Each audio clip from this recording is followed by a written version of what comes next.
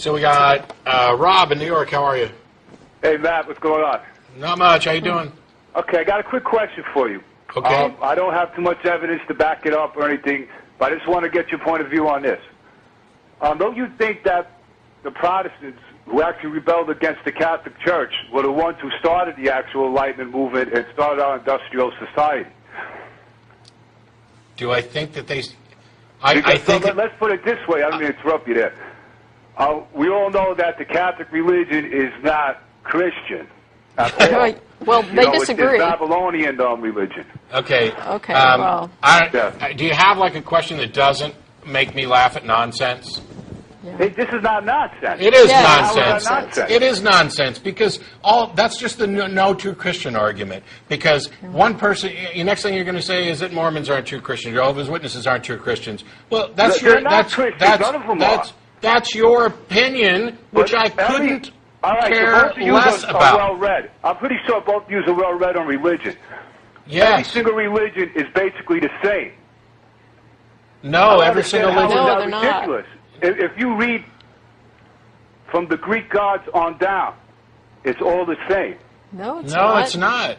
It's all the same nonsense. If you I'll agree it's all nonsense. Except for the Christian Bible. Why? No. Why? Oh, by the way, how can you say except for the Christian Bible when the first half of it is the foundation of Judaism?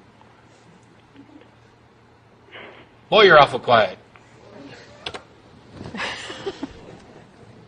All of them except for mine. Woohoo! Yeah. Hey, Ben from Boston, you're on the air. Good evening. I'm not sure I can quite match the color of your last caller, but I had a point to make about belief and evidence. You often ask callers what evidence they have that God exists. My position is that I don't think I would believe in an omnipotent God even if there were lots of evidence. Yeah, actually, P.C. Myers has made the same point, that there's no evidence that could convince him. And we've had a number of back and forths on this subject. I think PZ's right, and I agree with your point.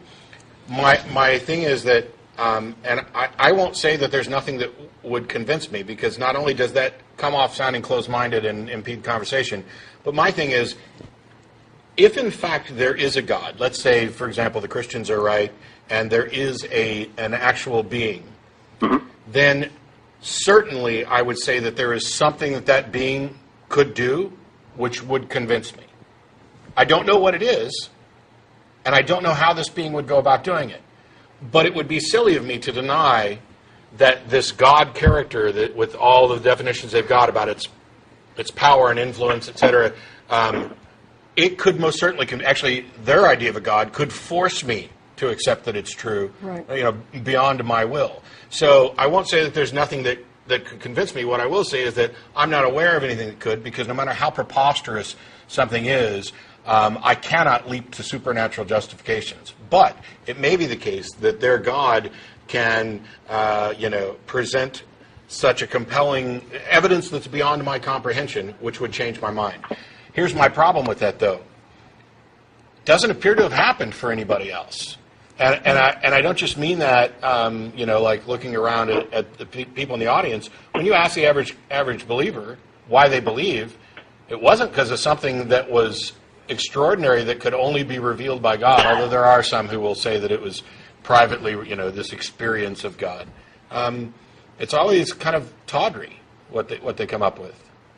So yeah, I'm on board with I can't think of anything that would actually convince me. But when I get emails from people saying, hey, what would convince you? And it's almost always from Christians, and my answer is always the same.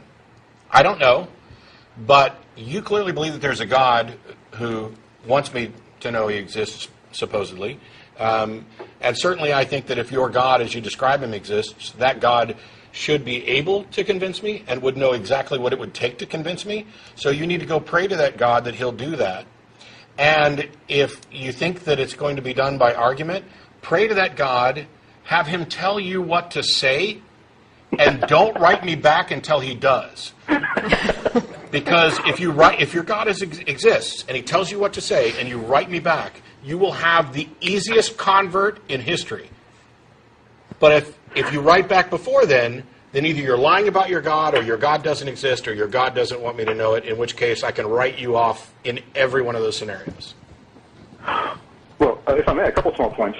Sure. You mentioned in the middle there that a powerful God could convince you kind of by force, as it were, like interfering with your brain or something. Well, that's really not very difficult. I mean, there are drugs that will do that. Sure. So Yeah. I don't think that should count. In fact, an earlier caller in an earlier broadcast asked, would a divine experience convince you? And I think one of the hosts said, well, if it were just something subjective, like a moment of awe, then when it was over, I'd conclude that was just some little brain glitch and doesn't mean a thing. So I don't think that counts. The point you made about not wanting to seem closed-minded, I know it does sound unscientific for me to say there is no evidence, I don't think, that would convince me, but I don't mind saying that in this case because I admit that I'm finite. I'm a finite being with finite intelligence, limited senses, imperfect rationality, so their proposition's just too huge for me to test.